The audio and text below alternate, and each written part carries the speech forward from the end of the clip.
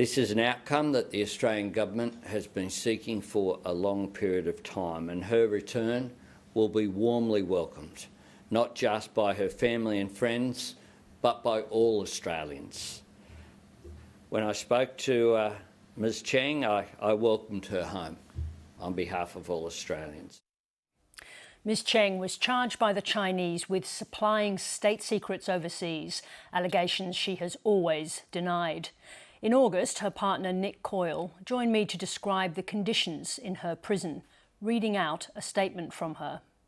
This is a love letter to 25 million people and 7 million square kilometres of land abundant in nature, beauty and space. It is not the same in here. I haven't seen a tree in 3 years. I relive every bushwalk, river, lake, beach, with swims and picnics and psychedelic sunsets. I secretly mouth the names of places I've visited and driven through. I miss the sun. In my cell, the sunlight shines through the window, but I can stand in it for only 10 hours a year. Every year, the bedding is taken into the sun for 2 hours to air. When it came back last time, I wrapped myself in the doona and pretended I was being hugged by my family under the sun. Our chief political correspondent, Laura Tingle, joins me now. Laura, describe what took place today. Today, Sarah, the Prime Minister emerged to announce that Cheng Lei was back in Australia. She flew into Melbourne and they released some photos, which we'll see here, of her being greeted by the Foreign Minister, Penny Wong, and the Australian ambassador to China, and obviously very emotional moment at a personal level for everybody involved. And you can see from those photos, when you compare them with what she looked like before she went into prison, just what a huge toll the last few years have taken on her. Now, there is her personal story of return today and that wonderful story of being reunited with her family. It's also an extraordinary moment for Australia. Is this a political victory for the Albanese government, or is this a decision by the Chinese to send her home? I think without a doubt there's a pragmatic decision by the Chinese government here and sort of serious push by Australia.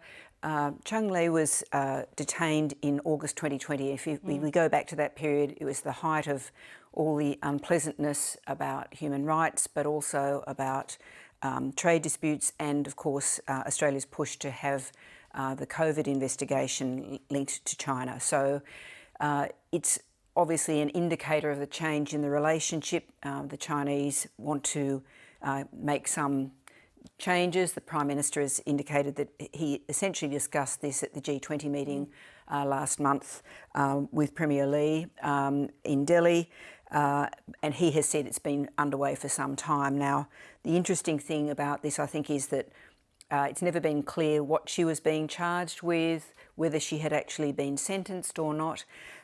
Tonight, the Chinese Foreign Ministry have said that that she was actually sentenced for illegally providing state secrets abroad and was sentenced to 2 years and 11 months, that she'd truthfully confessed and admitted guilt. Now, the PM has said for his part that just that the processes have been concluded, and the Chinese are saying, well, she's been deported. Now, whatever the circumstances that are, she is now home, and it clears the way for the Prime Minister to go to Beijing within the next month or two, which he's foreshadowed already. There still are roadblocks, but we've obviously also seen a thawing of some of those trade blockages as well. So the relationship is thawing quite considerably. Let me ask you this, though.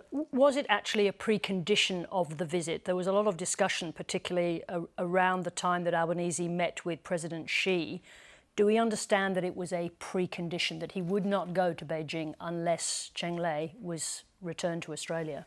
Well, of course, neither side is going to agree on that, but I think you'd have to presume that it was. It might not have been put in those terms, but I think if you look at the language today, it seems like this was basically set out in September at that meeting. The PM said that it wasn't all clear then, so processes had to be gone through, so face was saved all around. But I think it probably was, without a doubt, a precondition, if for no other reason, Sarah, than it had to be seen to be something that was resolved before the PM went to China from an Australian perspective. Now, there's still, there are still problems. Dr. Yang Henjun is still in captivity.